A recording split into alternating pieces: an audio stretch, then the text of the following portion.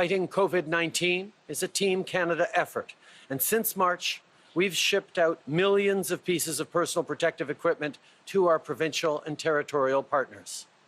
Whether it's hospital gowns, gloves, face shields, or masks, we're working around the clock to help our essential workers. At the same time, we've invested in production here at home.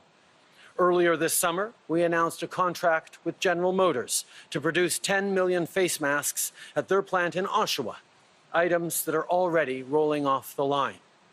Not only does this create good middle-class jobs, it also helps ensure that we have the capacity to make whatever we need here in our own communities.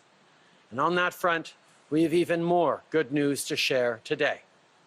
Today, I can announce that the Government of Canada and the Government of Ontario have reached an agreement with 3M Canada to expand their facility and make N95 masks right here in Brockville.